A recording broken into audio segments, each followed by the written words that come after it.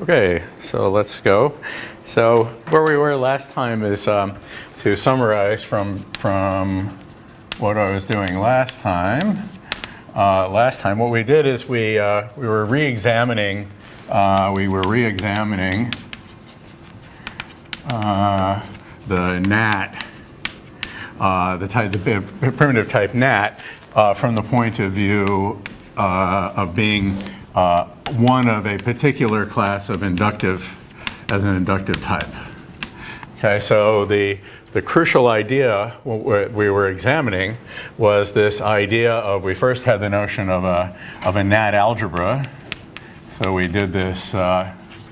A NAT algebra is a mapping. I think I might have called it alpha, which goes from 1 plus a to a for some a. And we talked about a NAT homomorphism being a map between NAT algebras is given like this. Let me write it vertically. It looks a little better.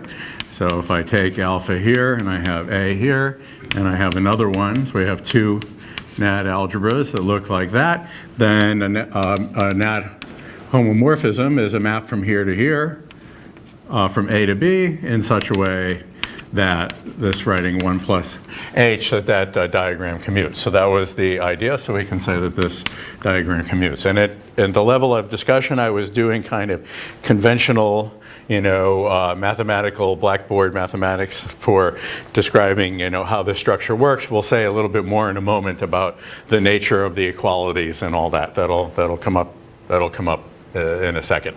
Okay, but right now we did this thing, and then we said that the NAT itself determines an initial NAT algebra. So we can define this, and this forms a category. And so you can just check that the composition, what the composition would be if you put a third one here, you would just do the compositions, and if you have the identity, it would end up being the identity, and it would have all the right laws. Again, modulo what exactly equality means, which we're being a little loose about.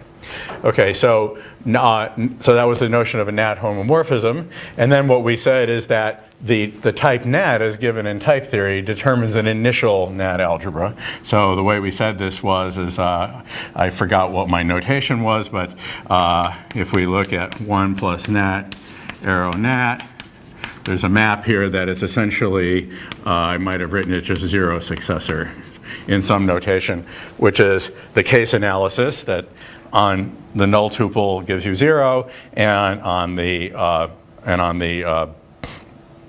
in right of some number applies the successor. So the claim is that this algebra, this is a NAT algebra, and in fact its initial in the category of NAT algebras.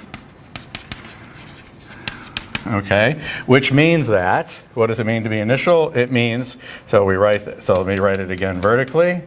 It has the characteristic that if I just write, I'm somewhat loose with my notation. I should really write that out, but let's just, I think you understand what I mean.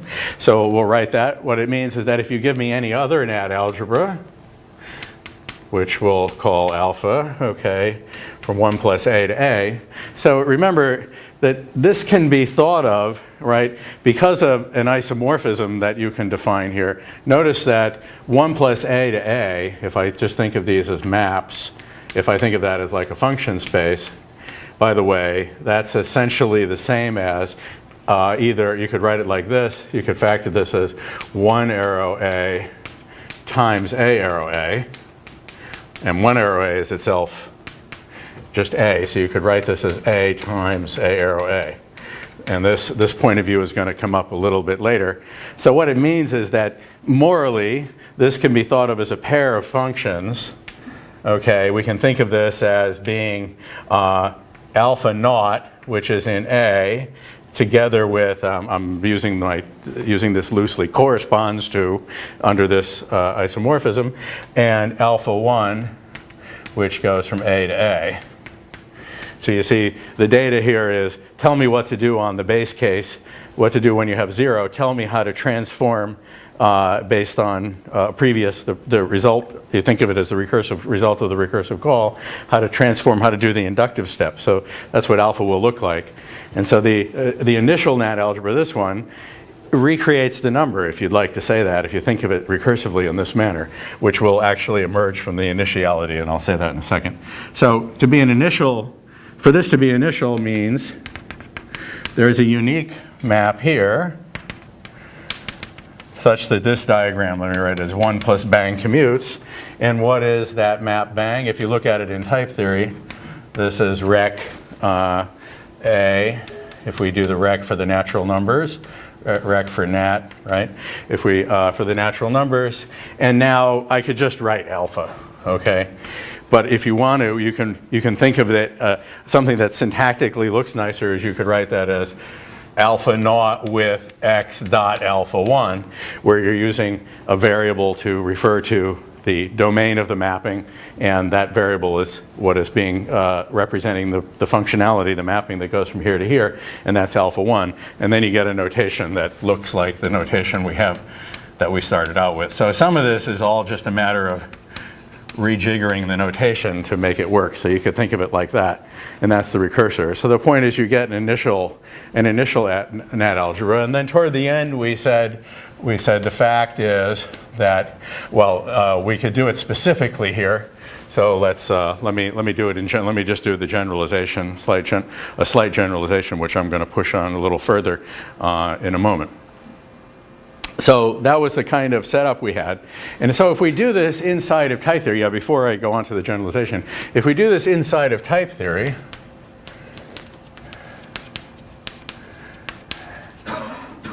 here is what we can do. We can think of what is NAT alg. Well, I can just define that to be the sum over A and U. Let's say this is our universe. And now it depends on how you choose to like it, how you choose to write it. You could write it like that, okay? But that's really equivalent, and in fact in the book I think it emphasizes the other side of this isomorphism, so it ends up being A cross A arrow A, because those are the same thing, okay? Because of the various universal properties of the sum and the product and so on, so you get that kind of equivalence. So that's what a NAT algebra is, okay? So that's what we're doing here. And then you can define similarly what is a NAT homomorphism, a mapping, et cetera, between two NAT algebras, et cetera, et cetera. So you can write down the class of all that, you can write it between, you can do like NAT hom, AB, well, it's not really AB, it should really be, alpha beta, okay, which we should here write it down. I'm being a little brief here, but what would it be? Well, it's exactly what I say over here, okay? So this is a map where, so this is where this is, 1 plus A arrow A with those parens like that, and this is 1 plus B arrow B like that, and then you can write it out. Well, it's there exists in H, you have to know what the A and the B are, that was the reason why I wrote that, H arrow B, such that, and then you want to say, beta after 1 plus H, where I have to define what that is, but that's a term I can write in type theory, is H after alpha, okay? So that would be your definition here, what a NAT homomorphism is. And then you can prove, all right, that you can write down a particular NAT alg, which is going to be the one I wrote here, which is take the type NAT as your thing and take your structure map, which is what those alphas are called in general, and we can say that this is going to be a NAT algebra. Okay, and then how do we say that there's a unique map from it to any other NAT algebra? Well, what we end up saying is we can say it like this, the type of NAT algebras. Well, you can do it like this. Yeah, the type of NAT, I have to give this thing a name to make it easy, give this easier. Let me just call this N to make it, so from here to any other A, where A is some other NAT algebra. So I really shouldn't use a capital letter because it's misleading. I want to emphasize the structure map. So let's call that new. Okay, how about that? New to alpha. Okay, that's the way we wrote this thing down here. Then we want to say that this is contractible. Right, I think that's what I want to say. Am I right? I want to say there's a unique nat hom. That's what that was supposed to say. Nat hom. There's a unique homomorphism from nu, which is a fixed thing, to any other thing. So for any alpha, right, which is write it down, a NAT algebra, then that type is contractible. Because remember, contractible means exists unique, right? So we talked about that before. So we're saying it exists unique. So the fancy way to say it is that that type is contractible, okay? So a certain amount of this is, as I've mentioned before, is terminology. There are two terminological traditions and ways of thinking. And so things that you kind of know perfectly well, sometimes, not always, sometimes you just have to unpeel what the definitions are and you say, oh yeah, of course, okay. So we saw that with the fibers being contractible. I wasn't used to that terminology 2 or 3 years ago. And then we said, oh, it's expressing its bijection. Okay, all right, so all right, I get it. All right, so this is contractible. But the point is, right, so for this to be contractible, the point is that when you look at the unicity, let me draw it as a picture here. The contractible part says there exists this map, because contractible type is inhabited. So there exists this map, making this diagram commute. And if you work it all out, these will turn out to be, in this definition, definitional equalities. And this will be an equality up to higher homotopy. Okay, so that's the thing that I wanted to mention, okay? So if you unravel everything that I wrote here, just do all this thing, and you do the calculations, you'll find out, if you do the calculations, where the definitions are. That's a case, that's defined in terms of a case and in left. Okay, this is some NAT algebra. Okay, this is the recursor as I define it. And then do all the calculations. I'm pretty sure that the commutation will come out, so to say, on the nose, definitionally, and the unicity is mediated by a 2-cell. Okay, that's what will happen here. Okay, so that's how you do it inside of type theory. So when you do it inside of type theory, then I can fess up to what I was alluding to earlier. The Blackboard account, we just write equals all over the place and we never worry about that, and we think of equality as a proposition and nobody worries about the reason why it's equal, so to speak. There's no proof relevance in the typical Blackboard account of these things, so that's what I was doing in the beginning. And then if you put the thing inside of type theory, and inside of HOT in particular, then you're forced to think about, what do I mean by these equations, this kind of stuff, what is going on here, okay? So that's what I want to that's the first thing I wanted to say. So the second thing I wanted to say was you can, derivation of mathematical induction. We didn't get to this last time. So the derivation of mathematical induction, okay? So remember that if I wrote this down in syntax, this idea of the recursor, so the idea of the recursor we can think of as the non-dependent form, right? So we said there are different ways of writing this down, but we can say this is my alpha 0, if you'd like to say that. If m0 is in, we'll have some a, and if given x in a, I can put in all the gammas, but let me write it down briefly, okay? M1 is in a, then from x in nat, the recursor at a, given by those two pieces of data, m0 and x dot m1, you can see now what I mean here. This is the alpha 0, that's the alpha 1. You see that's a map from a to a, and that's in here, modulo the context and some other futzing around, but that's the gist of the idea. And that this is in a. So that was the recursor.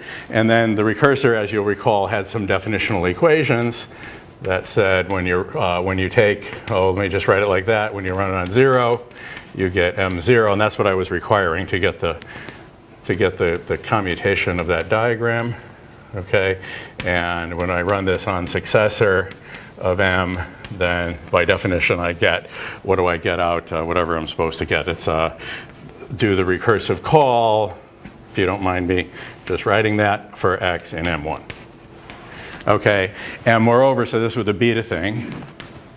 And then there was a unicity thing, which says anything else that behaves like that is the recursor. Or another way of saying it is any two things that behave like that are equal to each other. It's the same thing. So I can end up writing down, if you have something like if R of 0 is equal to M, and R of the successor of the successor of M is equal to I want to do R of M for X M1. If this is the case, then R is actually the recursor with M0 and X dot M1. So if R and R prime were both M0, and if R prime and successor, if you had the right equation, then R would be equal to R prime by virtue of the fact that they're both equal to the recursor. So there are different ways of saying that. So this is the unicity, okay? Now, as we've spoken about many times, so in homotopy type theory, we don't take this as a principle of definitional equality, that this is actually realized propositionally. So this is what I should write here. And then I'm really speaking loosely because I need to actually write down something that would justify that, okay? So we didn't take, so this was not definitional, I mean, in hot. And I've mentioned to you before the very unsatisfactory situation that nobody really knows. Nobody that I know anyway really knows what definitional equality is supposed to be in general. And so whenever you write down a type theory, there's a certain amount of discomfort or arbitrariness to what you're doing. So one reason we didn't want to do this is because we wanted the definitional equality to be decidable. And then this is going to ruin it if we did it like that. So there has to be some unicity, and the unicity ends up holding propositionally. So in a sense, you can see why we did that. That's the idea. And you have to put this in big quotes because I'm really cheating here by not writing in the evidence. Okay, so what I wanted to do is to say what the dependent form is the principle of induction, okay, which says this. So it says if you have a predicate, a property, let's call it P of X, expressed by a type, and so you have a predicate over the natural numbers, and then you write it like this. You say if M0 is a proof of 0, and now the characteristic feature is that this thing is sometimes called the iterator, by the way. It's recursor or sometimes called the iterator. And when this is called an iterator, this thing tends to be called the recursor. But I just have slightly different terminology, so I just want to point that out to you. So the induction principle sort of characteristically has two arguments, okay? Because I need to be able to say that I have M1 is in P of like successor of X here. Okay, so I'm just expressing the principle of mathematical induction. Okay, so this was the dependent rule, which is the principle of induction. And it would say that if I write it like this, then from, let me call it Z for no really special reason, then let's call it the induction instead of rec, which is parameterized by the predicate in question, okay, which is here, okay, P of X, with M0, and now it's XY dot M1. So you see it's slightly different, okay, what's happening here. Applied to Z, if you think of it like that, is what do I want that to be? P of Z, right? Okay, that's what I would do. Broke my chalk. Okay, so that would be the induction principle. All right, so what I want to do is I can show that I can define this, okay, in terms of the other stuff if I'm in the context of type theory, okay? And then there will be a question as to what equations this satisfies. So typically, when writing this as a primitive, you have beta rules that are, let me not repeat them, that are like the rec rules, except that you're going to plug in not only the recursive call, but you're also going to plug in the predecessor here, okay? So that's what goes on here. So that's a slight difference. So I'm just saying, can I not write it out, okay? And the eta rule, the unicity, is like for rec, okay? I'll not write it down, okay? So it would say the same thing. So this is typical. And if we're working at the blackboard, again, there's a question of, well, with respect to what equality? Okay, definitional or propositional or so on. So I want to explain like that part, how that works. And then when we talk about the generalization, then we can get a better idea of what's happening. Okay, so here is the idea. Okay, the idea is we consider the total space of that predicate. So we consider, well, we're at integral P, which by definition is the sum, what did I call it now? Yeah, the sum of x and nat, P of x. Okay, that's what we're going to do. So that's a simple type. So we're going to do that. So what's going to emerge here is the reason for the xy will be that pair xy is a pattern matching against the variable we're going to use here with the recursor, where that variable ranges over this. So we'll have a pattern, instead of having a variable z, we'll write the pattern xy, which is nat and the proof of P. That's where it comes from, okay? So that's the way to think about why the induction did this, okay? So what we're going to do is I'm going to build this guy, okay? So the way I'm going to do it is I define an auxiliary function. I think I call it I in my notes, which works like this, okay? So we're going to do a recursor on integral P. That's what we're going to do. And if you'd like, we can think of this as being parameterized by lambda z and nat. So that's what's going to happen here. So I'm going to write something here and apply that to z, okay? And then what I'm going to do is I'm going to compute, and the base case, okay, so I'm going to do a recursor, right, rec on z. And in the base case, I need to compute something of the total space. So what I will do is I will tell you it's 0 in M0. You see, that's what I'm doing there. And then I'll use this pattern matching, if you don't mind. Instead of putting firsts and seconds, I'm going to need to put them in a minute for reasons that'll be clear. But we'll write here, what do we do here? X1, so what we do, I need a little bit more room. Okay, so I'll put that there. So I need to yield a pair here. So what I'm going to do is I'm going to write successor of x here and M1. Okay, that's what I'm going to do. Okay, that's going. So I'm in the process. I is not quite the definition, but I is an auxiliary. But I'm in the process of defining what ind of z is here, right? That's what I'm doing. So I'm defining this auxiliary thing I of z. Okay, which is written like that. And it's worthwhile noticing that this is like. Really, that's u of the pair successor of first of u, right? That's what this really means. And plug in second of u for y in M1. Did I get the variables right? I think that's right.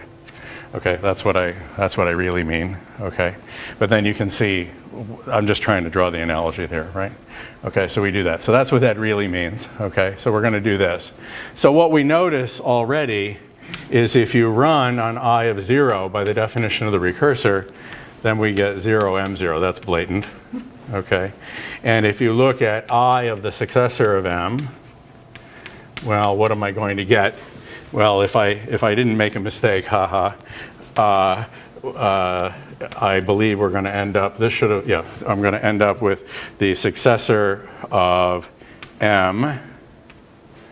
I hope that's right. Because I look at, the successor of the first of I of M. Am I correct about that? I have it written down. I'll figure that out. And then I will plug in the second of I of M for y in M1. I'm attempting to derive it on the board rather than read it from my notes. So I think that's right, okay? So the reason I did this is because I want to point out to you that it's second of I of M that goes in here, okay? So what I need to, what I want to observe is that inductively, and we're going to have to show this by an inductive argument, first of I of M is, now again, I'm working at the board, so in some sense of equals, okay, is equal to M, which is to say, another way to say it is first composed with I as the identity. Okay? Well, you can eyeball it if you want, but you can also prove it using the eta principle for the recursor to show that that's true. Inductively, we'll think of this as being m, because first of I of m is going to be m, and then I go from successor of m to successor of inductively m. So I've got m in here, I've got 0, so I'm good. So that's the first fact. There's a question about what I mean by equals, because we have to be a little careful, okay? And so what we're going to do is we define, and then if you notice, right, that second of I of m is going to be of type, if you work it all out, I hope I'm right about this. This should be of type P of first of I of m is what I want to say, if I did that right. And so if I use that equation, then equals, well, let's be careful. You can at least transport to being P of m. P of m. Did I do that right? Yeah. I want first of I of m is m, you see what I'm saying? And then by transport, if I do second of I of m, its type will automatically, so to speak, because of the assumptions of the theorem, that this is that, and we'll be able to show this also inductively. That's the point that I want to say here. Okay, so we'll end up with second of I of m is first of I of m, which will be modulo some equational reasoning, P of m. Okay, so the point is, this is my iterator. Okay, second of I of m is my ind. Take that as the definition. Okay, see what I mean? And now if you work it all out for the reasons I just explained to you, things will only come up propositionally. I'm reasonably certain that the beta rules will come out definitionally. I think that's what I said in mine. I have to check my notes, but I think I have that. These come out definitionally, and the uniqueness rules come out propositionally in this case. Okay, you can check that. The reason is that if you unravel this, second of I of m is basically a recursor. And so when you plug in the beta-like things, when you plug in the 0 and successor, it'll compute definitionally and give you the right thing definitionally, okay, that you expect. So the beta-like rules for ind will hold, I'm pretty sure definitionally. I can check that, or you can check that.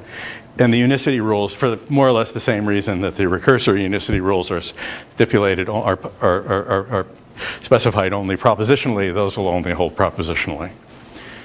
But apart from that, you'll get induction, okay, out of this. So this is a standard trick, and some of you might have seen this trick before, because more or less this trick before, because a standard homework problem here is define the predecessor using just the recursor. Yeah. We did that. We did that? We already did that. I didn't hear you. We already did that. We already did that. Okay, fine. I forget what we did. Okay, so you did it already for homework. So the standard homework thing was, you define the predecessor, and you need a little trick, which is this pairing thing. You have to compute simultaneously, except you don't compute m, you compute m minus 1 here in the sense of a cutoff difference, so you end up being 0. Or you can fudge around it. There are different ways like to fudge around it. But one thing is to do a cutoff minus 1, and then you can do that, where you can do a sum if you have a sum. And so historically, that was the key thing that Kleene, so originally Kleene figured out, okay, how to define predecessor, okay, and according to what I've read, that was the decisive moment when Church realized that the untyped lambda calculus, in which the recursor is definable using the Church numerals, was actually a fully powerful programming language with respect to computing on the natural numbers.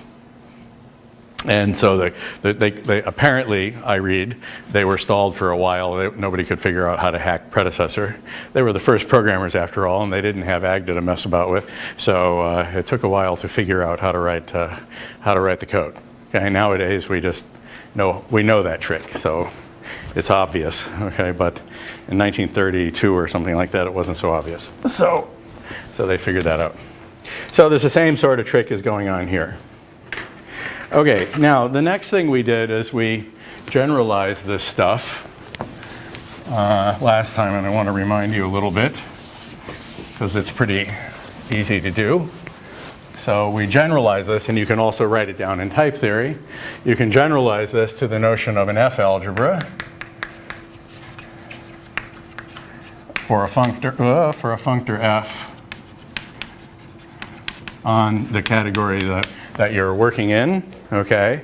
So in general, what is an F algebra? Well, it's going to be something from f of a arrow a. It's going to be an A together with what's called the structure map that goes from f of a arrow a, and an F algebra homomorphism is going to be exactly what you think. You're going to have H, we'll call that the homomorphism, and then what you do here is f of H. Because really, you see, what I was using is the functorial action of 1 plus blank. I'm saying that 1 plus blank is a functor. You have to check all that, but that's the idea. So 1 plus blank is a functor.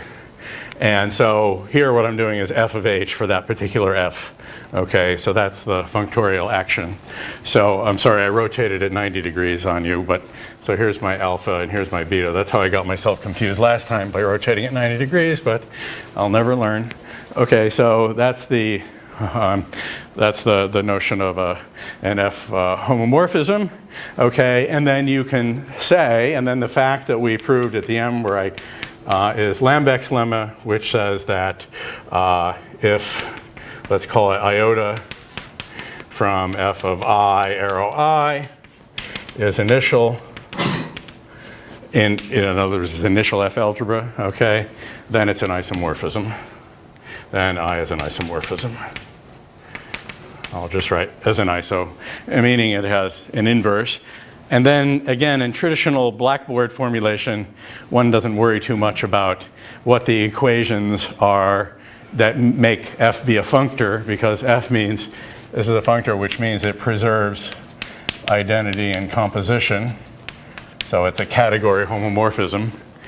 And then you don't worry too much about what you mean by preserving the identity and composition, because there's an equality in there. Okay, so you say f of f composed with g is f of f composed with f of g, and the is equals, and nobody worries too much about what that means.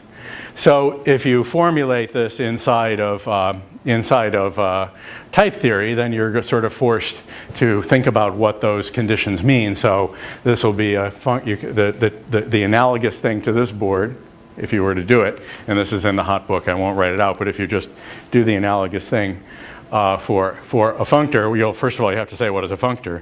And the thing you're going to say is it will hold propositionally. So if you were thinking from the point of view of conventional mathematics, you would say it's a functor up to higher homotopy. In other words, you say by equality, I mean this equivalence that we're dealing with. Inside of type theory, there's only one notion of equality, and you just say equality, so it just is the definition of a functor. But the meaning is that the equality is always witnessed by a higher cell. So everything works like that. Okay. So the important thing is that because this is an iso, so we can write it like, well, I don't want to write it there. So what it means is, so I'm saying that I've got a fixed point up to isomorphism, okay, for f, which can be thought of as a solution of the equation x equals f of x. I mean, that's what's happening. So that's the idea of a domain equation, right? We're not working in the category of domains, but if I use the word domain loosely to be type, it's a type equation. So what I'm saying is I'm solving, find me x is equal to f of x. Well, where we have to think about what equals means. So here, equals means, isomorphism. And of course, that's what we do all the time, like in ML. When we write down data type, we can write down data type nat equals 0 or successor of nat. In modulo notation, what I'm saying is I want you to solve for the equation x equals, in some sense of equals, 1 plus x. And that you can solve. And the thing that makes this whole thing work is that you must have a functor. Okay? Because I'm using the functorial action right here. I'm looking at, remember we talked about this would be F0 in some notational conventions, and that would be F1, which is the one cell part of the functor F. And so I'm using the fact that it has an action on maps. Okay, so that's important. Now, it has to be a functor. So one thing you'll notice is that in ML or Haskell or anything else, you can also write things like, there is a wider class of equations that are solved there, because you can also write data type, famously, D equals, I'll call it F of D arrow D. Which, if you wrote that as a type equation, would be saying X has to be equal to X arrow X. And I can approach this in a couple of ways, but the first fact is this is not a functor.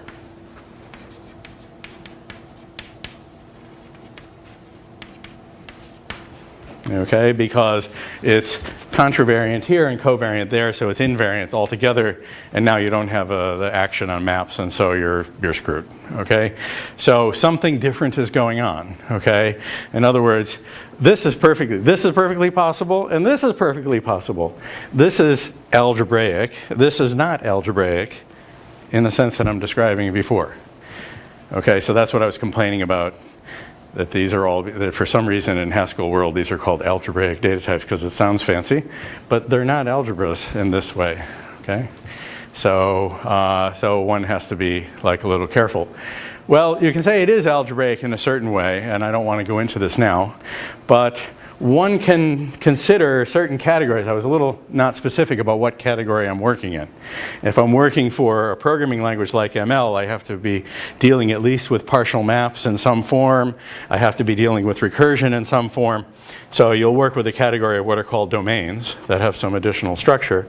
And then what you can do is, I don't want to explain it here, there's a way of solving these equations that isn't as simple as all this. Let me just stop right there. Okay, there's a story, but it exploits the structure that justifies having unbounded recursion.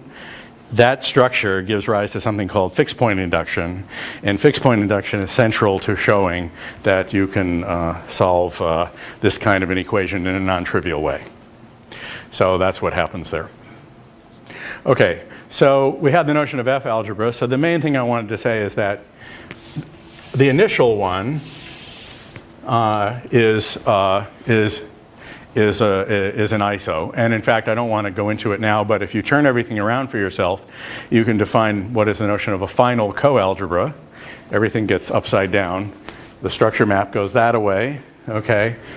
So like if we were thinking of some version of some gnat-looking thing, you could have some type, I need a name for it, let's call it gnat plus.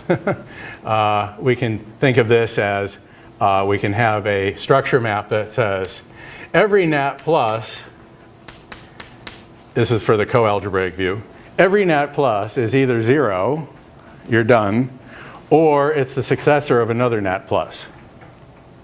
So that's what it would be. This would be a coalgebra that we would write here. This would be a particular mapping like this would be a coalgebra. I'm fantasizing about what gnat plus is. I'm just trying to give you a hint. So the intuition is if this is the final coalgebra, that means all the other ones map into it uniquely. So if you work out what this means, this is really, you could think of this loosely as gnat together with a point at infinity,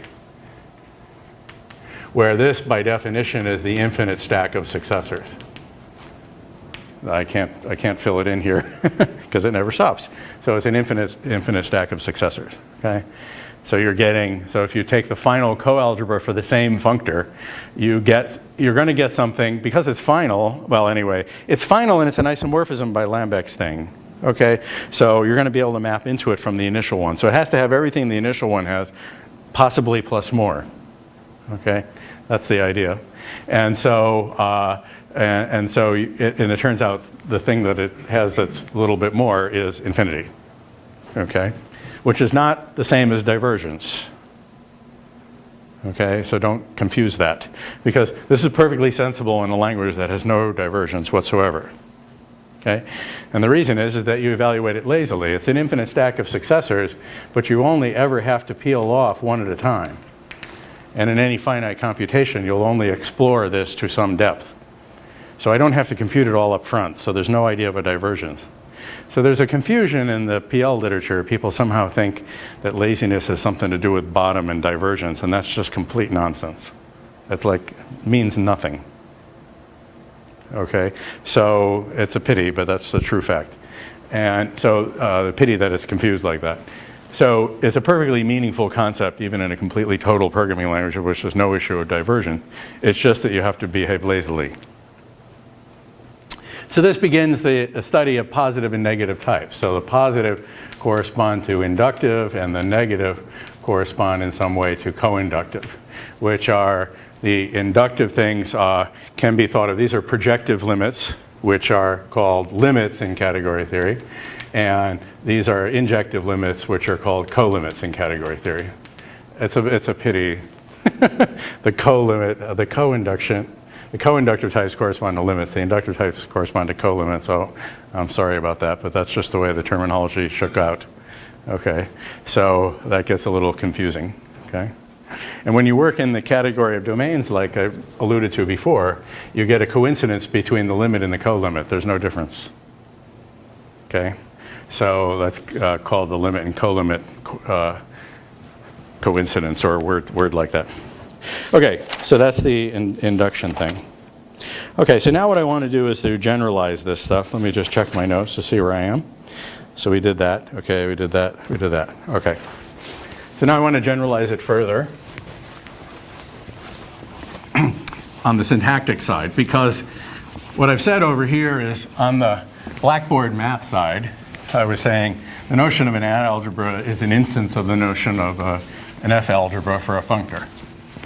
So you might ask, if we look at it from the point of view of type theory, which class of functors are going to be definable in type theory in such a way that I can get initial F algebras for those Fs? Okay, that's the question. That's going to be interesting. So what I will do is I will now talk about what are called the Brouwer ordinals.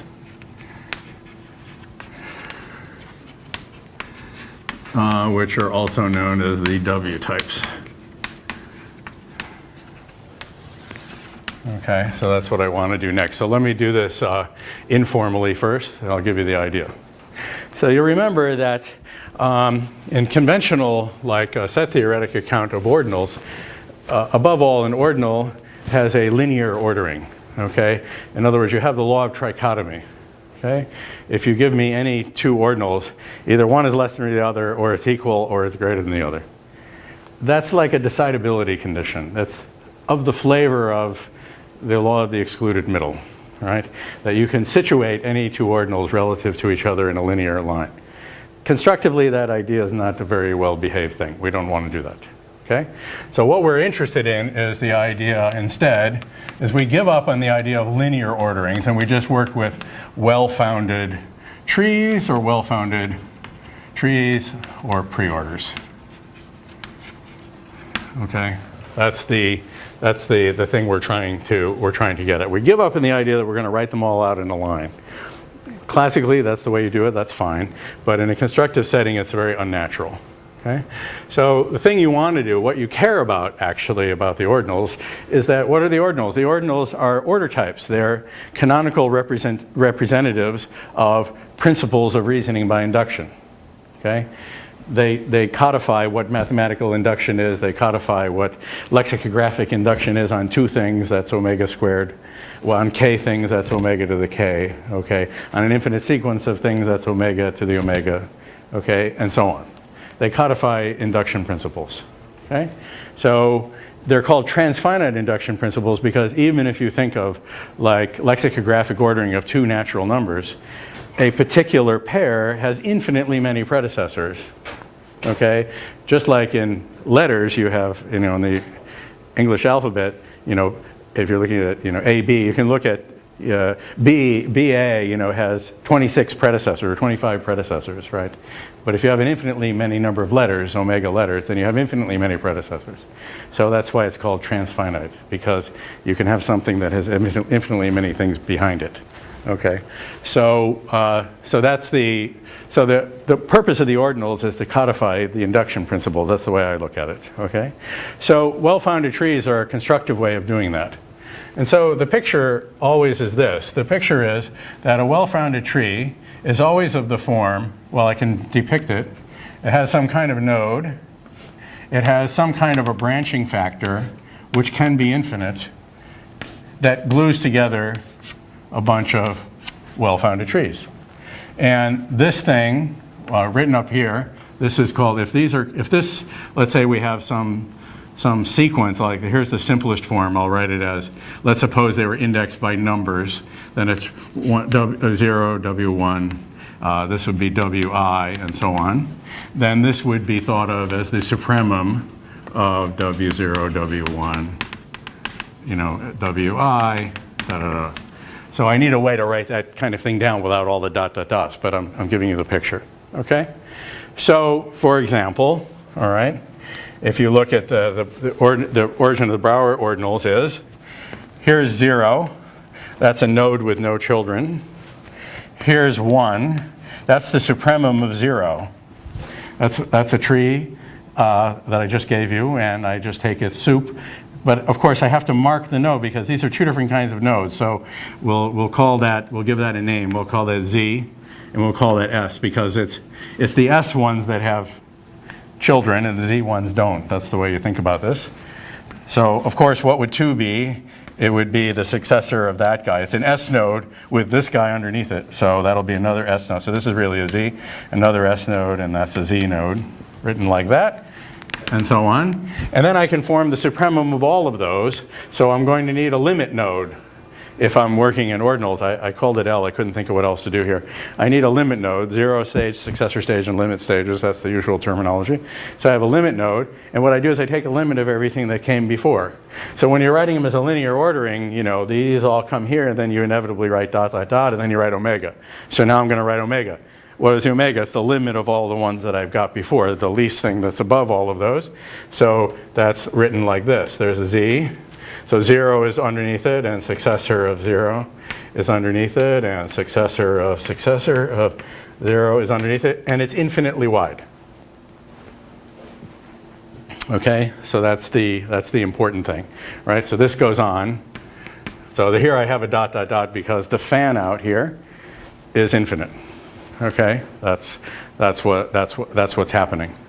So you might imagine, in order to describe even what a limit node is, I first of all have to have around, for this setup of Brouwer ordinals, I have to have around the natural numbers without limit nodes in order to say this is a sequence that is a function from nat to these trees, and then the sup, the limit is the sup at L is like that. So what's happening is 0 is then defined to be the sup of a Z node, or I'll write it sup sub Z. I don't know, there's different notations you could use. That's supposed to just be a symbol to help you remember, okay, of what? Of nothing, right? Right now I'm writing it informally, then I'll give you the formalism, okay? So then 1, so let's write overline, that's the usual thing for the numerals. It's the sup in the sense of a successor, okay, of one thing, which will be 0. So there's a little bit, things like that. And then I could define omega to be the sup in the sense of a limit thing to the sequence that sends I to I bar or something like that. Yeah. In other words, the ith child is the numeral for I, which is what I just wrote down previously. Okay? So that would be what you would do. Okay? So this tree, this ordinal, that would be omega. Okay, and those are, I guess I was using bar. Okay, sorry. So we'll write it down like that. Okay, so we write it like that. So that's the picture. So that's the idea. So what does it mean to be well-founded?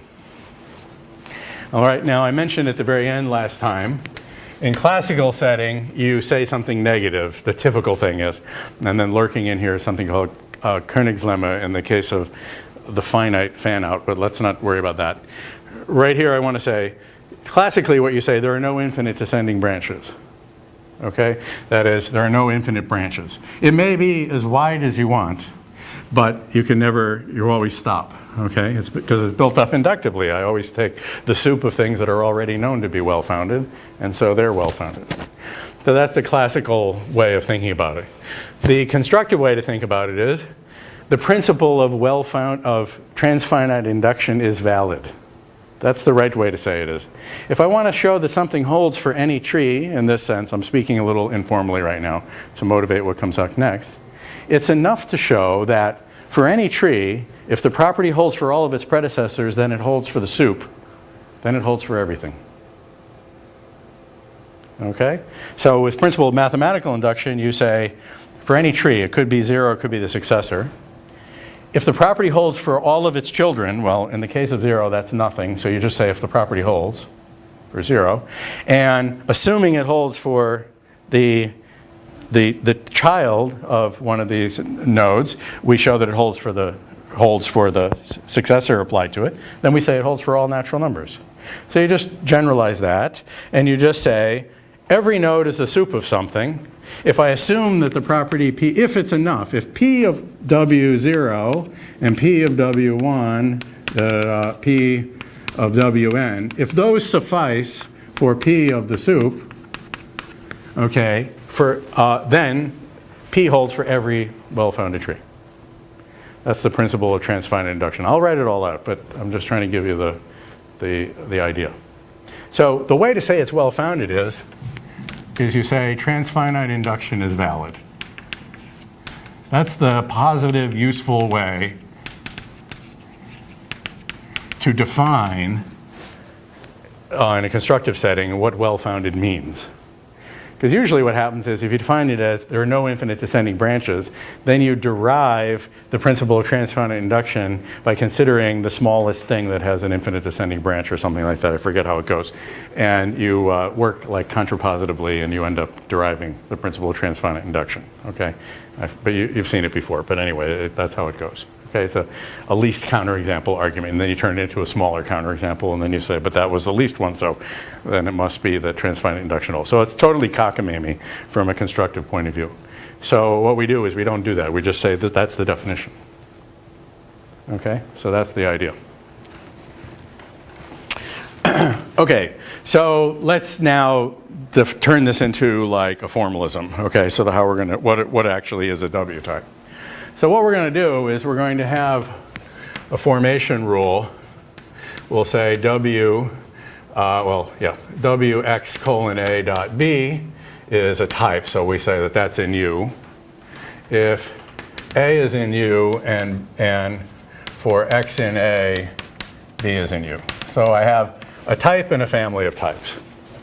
And the idea is that A is the type, and now there's a terminological collision, is the type of node types. Oh, damn. Too bad they were called node, because we had like 3 types of nodes here. We had 0 nodes, we had successor nodes, and we had limit nodes. So I can't call them types, it's confusing. So we'll say the type of node sorts. I don't know, I couldn't think of a better word, okay? So we'll say we have 3 sorts of nodes here, 0 nodes, successor nodes, and limit nodes, that's what I mean. It's just a pity, okay, but anyway. All right, so it's the type of node sorts. So the point is with the W types, you pick whatever you want. It doesn't have to be anything in particular. You do whatever you like is the type of sorts of nodes, okay? But what you're required to do is, given a node sort X, okay, what is B of X is the type, it's the branching factor. Let's put it this way, the branching factor, I can write it as a branching factor, which is to say that is the index type for the predecessors.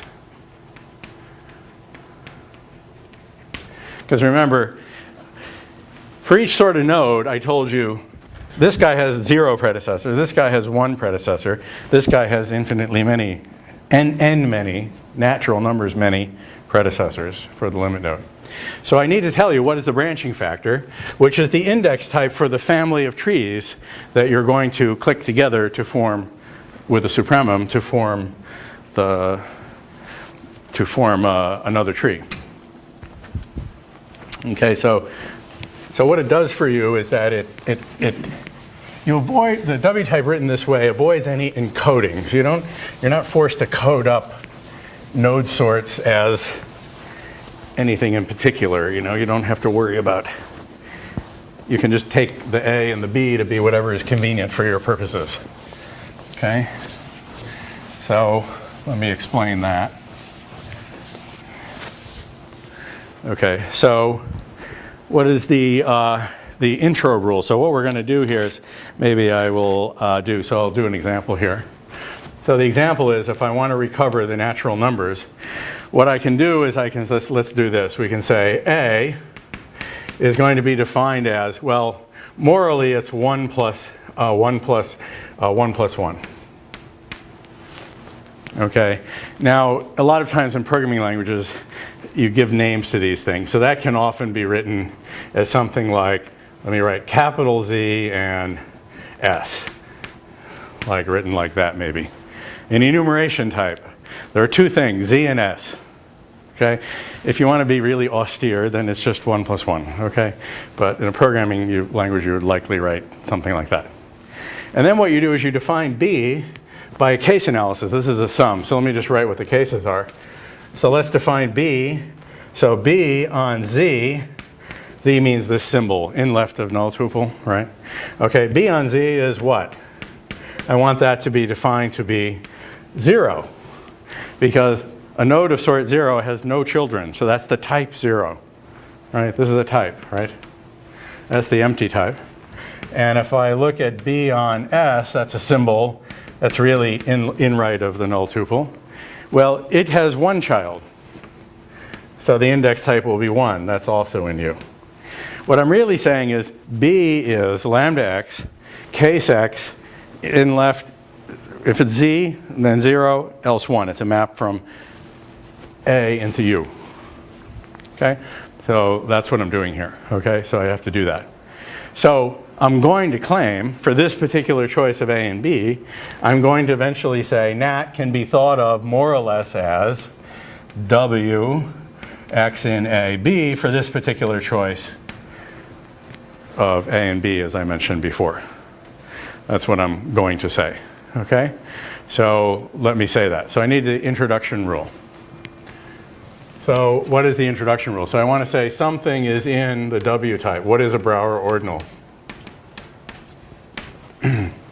What data do I have to give you? Well, I want to form the supremum in the sense of one of the sorts of nodes, right? There's a sup associated with each sort of node. So it says, if you give me a node sort, A, and you give me a function, let me call it little w, and we can write it like this, for x in B of A, give me w which of x, let's write it just to be emphatic, w of x is an element of the W type, then modulo whatever notation is, sup in the sense of A of x dot w is an element of that W type.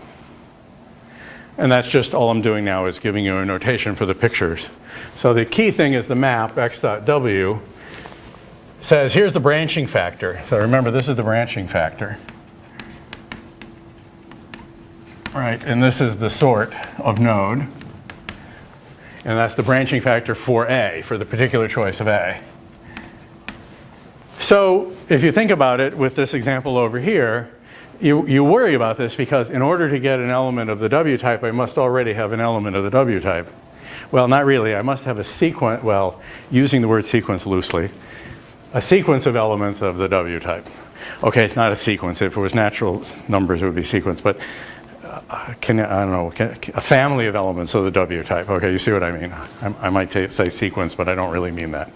Okay, so a family of elements of the W type. But of course, you can give me the vacuous family because let's look at what happens over here, right? So suppose A is 0. So Z is in my A. Let's give these little names. How about A sub capital N and B sub capital N? I don't know, because it'll be easier for me to refer to the specific ones. Okay, so Z is in A sub capital N, right? So sup in the sense of Z of some sequence, what is that sequence? That has to be a sequence of trees. Well, what is B of A? B of Z is 0. So what I do is I just say abort into the W type, Wx in AN, Bn. That's what we do here, X.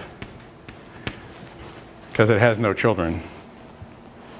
Because X is of type 0, you see? And now you can imagine. So if we have S is another sort of node, so let's call that 0. All right, we'll do that. If S is another sort of node, right? And then so I can define 1 to be the sup in the sense of successor of X dot, what should I do here?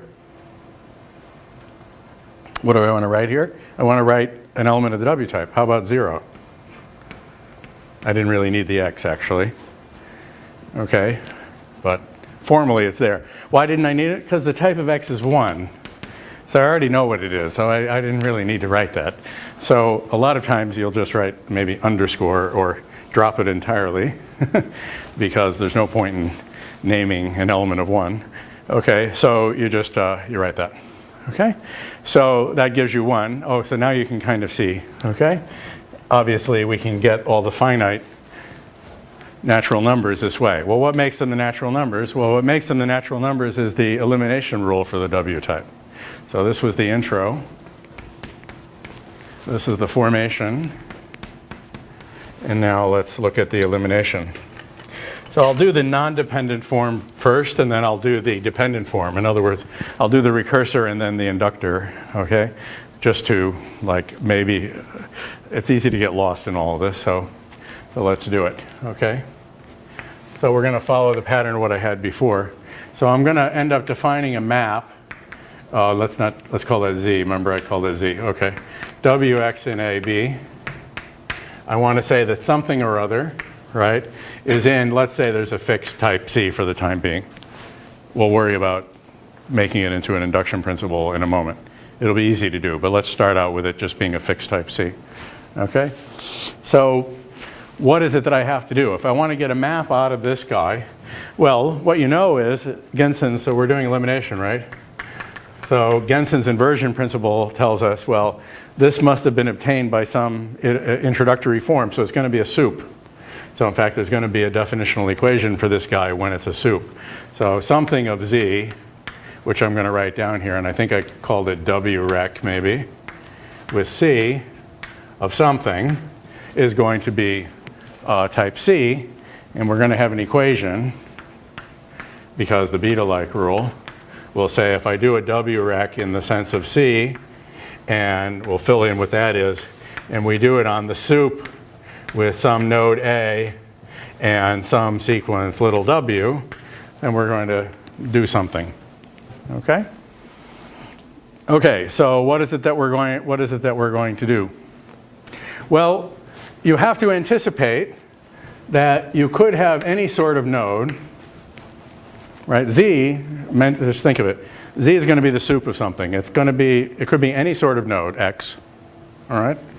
And you get to assume inductively that you have the result for all the predecessors in the sense of that node X. So what does that mean? So that means you have, I think I called it R in my notes, so we'll do it like this. You have a map from, let's call that little a, why not? Okay, so we'll have a map from B of A, oh sorry, I need a pi in here, don't I? Okay, now I got myself confused. Let me double check here what I did.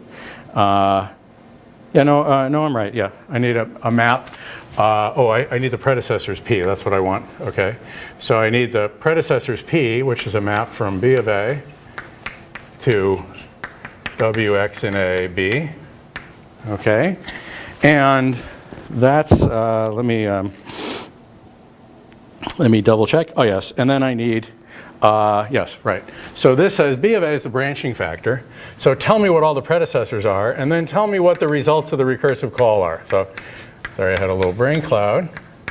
So I'm going to write something over here. I have to erase.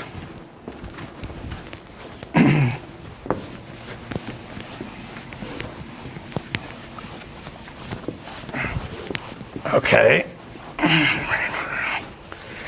Okay, good. So you give me all the predecessors. and you give me the results of the recursive calls, the results on the predecessors, okay, and now you give me some, I don't know, m, okay, which computes a c on the basis of that data. And then what do I put here? A, P, R dot m. Okay, that's what we do here. And then we get C. So give me a sort, a node sort, all right, A. Give me all the predecessors for A. So it's a sequence, well, a family of trees indexed by the branching factor.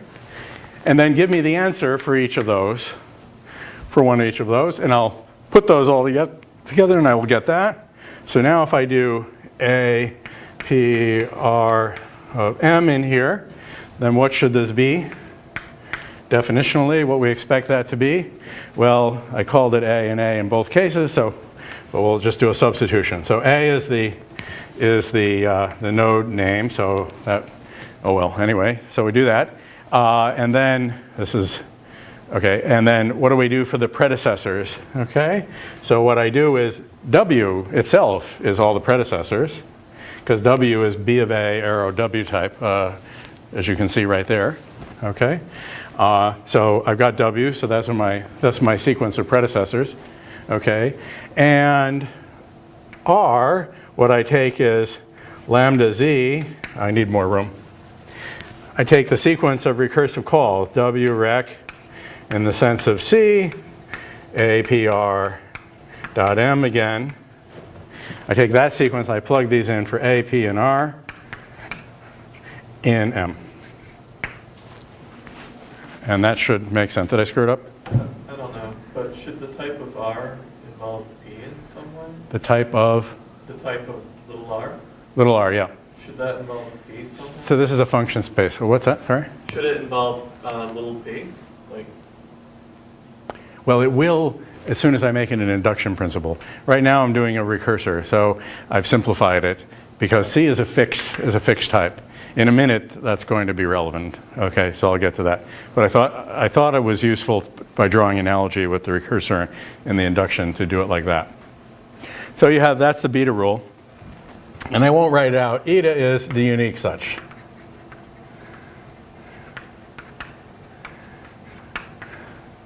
Excuse me, but you can write down what that would mean.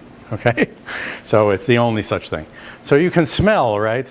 The W type has to be, the pattern is clear. I have some commutative diagram and I have a unicity condition. So there's an initial something algebra going on here. So the point is that the W type determines a functor of a certain class. That is called a polynomial functor. Okay? That's what we're going to do. Okay? So that's what's going to happen. So what we're going to do is we're going to be looking at, I think, do this off the top of my head. It's the polynomial, I think it's sigma x in A, B of A arrow x. So I think if we do this guy, can somebody check me? I think that's right. That's the example of a polynomial functor. And what I want you to do is, if you look in my particular case of A sub n and B sub n, this is a cross. So if I did it correctly, we'll end up with something which is in x, one arrow x, cross, that's the sigma, becomes a cross, x arrow x, by virtue of the fact that, I hope I did this right. The 0 arrow x, I hope, well, let me check. Did I write this down somewhere? Oh, I didn't write it down. Well, I'll have to look it up. I'll owe it to you next time. I think that's the functor in question. Basically, I'm trying to generalize this. There are two sorts in this case, so that's the sigma over the sort, so that's the cross, okay? And in each case, I give you something from the branching factor, you know, into the type, okay? So I'm messing up here somehow, so this is not quite right. I'll get it right next time, okay? But this is just a side remark right now because I'll pick that up later.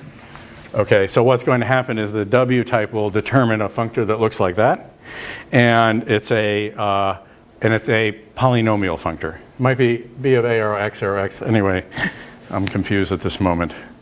B of A arrow x arrow x Yes, because there are x is 1. Yeah, it might be this. Okay, that might be the right thing. I'll have to check. I'm doing it off the top of my head, so I better, let's stop there. It will turn out to be an initial algebra, and then we'll have to worry about in what sense of the equations the unicities hold, okay? And then we'll see that something happens, okay? So it leads to what's called a homotopy initial algebra. You can say it that way. It's an initial algebra inside of type theory because the equalities will be propositional equalities, and that's what there is. But if you step outside and you think of the type theory as codifying homotopy theory in some way, then it's a homotopy initial algebra, meaning that the unicity is mediated by a higher cell. Okay, that's what's happening. Okay, so that's the so that is the recursor. So what is the corresponding induction principle? Well, now you just jazz it all up. Okay, so let me write the induction principle here. Now I dare not do it, so let's write it here. So the transfinite induction. So this is the recursor. This is transfinite recursion. Okay, so what is transfinite induction? Transfinite induction says this.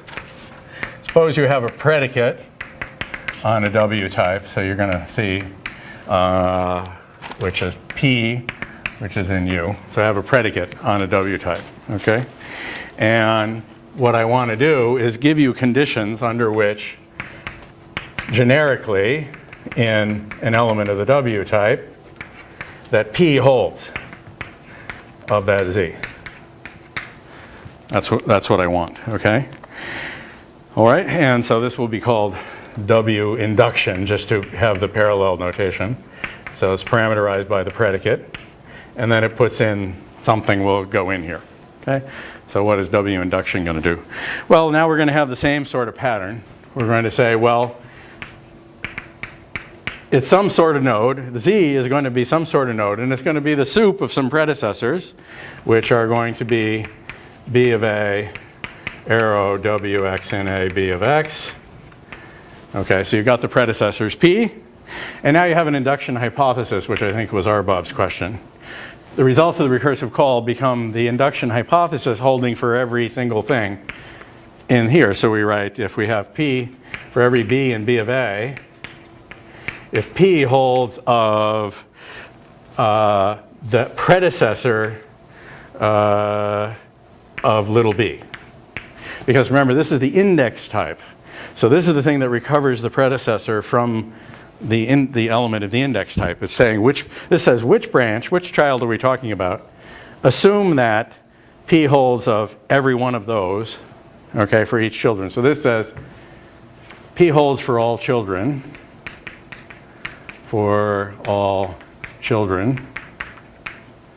of a node that happens to have label A, and with those being the children.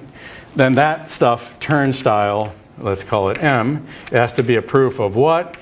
Of the soup in the sense of A of P.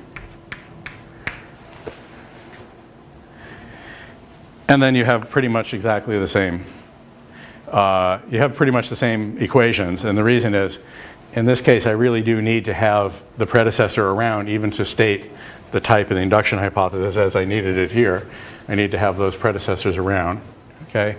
So in fact, now that I think about it, I suppose, am I correct? If I were just doing a recursor, I probably don't even need this. Is that correct? I could just get rid of that because nothing here depended on the P. That was kind of Arbob's question. So now that I think about it, if I wanted to just do the recursor, I probably don't need to pass the predecessors because you could compute them inductively as you go along. I'm pretty sure that's true. Okay? So this is the dependent form or the induction principle, and this is the non-dependent form. So yeah, now that I think about it, when I jotted this down the other day, I think Favonia, you had a question? Or I think in the book it doesn't deal with the distinction between recursor and induction principle, but I wanted to bring that out. So I think the recursor doesn't need, this is good enough. You have a sequence of results of the recursive calls, and if you want to know what your predecessor is, just compute it on the fly as you're doing it. Yeah, I think that's right. So I didn't actually need the P here, but I do need it here because I need to be able to say that P holds of each predecessor, so I need the predecessors here. And then it works like that, yeah. And then it has the right equations. Yeah, so I didn't do that exactly right. So guess what? Then you can get the induction from the recursion again, like we did before. Basically the same argument. This recursor will form an initial algebra for a polynomial functor whose definition I messed up. I'll get it right. It's in the book. So the W type is capturing initial algebras of a certain class. Initial algebras for polynomial functors. Okay, that's what it's doing. And they're what is called in the book homotopy initial, meaning that the unicity condition and and unfortunately even the beta conditions, when encoded via the W type, don't come out definitionally. That's the important point. Okay, they come out only propositionally. Okay, when you look at from the point of view of writing down what is an initial algebra and so on. So I'll talk about that briefly next time, but I think at this point you know what the outlines of the story is, and you can read it in the book, so I don't think I need to do it on the board with you. Based on the ideas, the development of ideas I gave so far, I think you can now derive it. So it gets a little involved to do it with W types because it's a little bit more complicated, but once you understand NAT, you understand everything. That's all there is to know about induction, really. And you just have to cock your head the right way. Let's say once you have the idea of Brouwer ordinals of these well-founded trees, then everything else is you just do the obvious thing at that point. And so that's what you do. And you get, unfortunately, you only get these up propositionally. And so that's another one of those curious things that we're yet to understand fully. And so that's the scenario. So I'll owe you this definition. It's in the book. I should have written it down before I came to class. And then the outline of it will be the W types give rise to homotopy initial algebras for polynomial functors. Okay, that's the point. And so that's good. So that's a nice thing. So that gives you an idea. And then here's what you can do really for fun. Invent the M type. What would the M type be? Well, M is upside down W, right? So invent the M type, which is the upside down W, which would be I don't know, co-well-founded trees or something. I don't know what to call those, okay?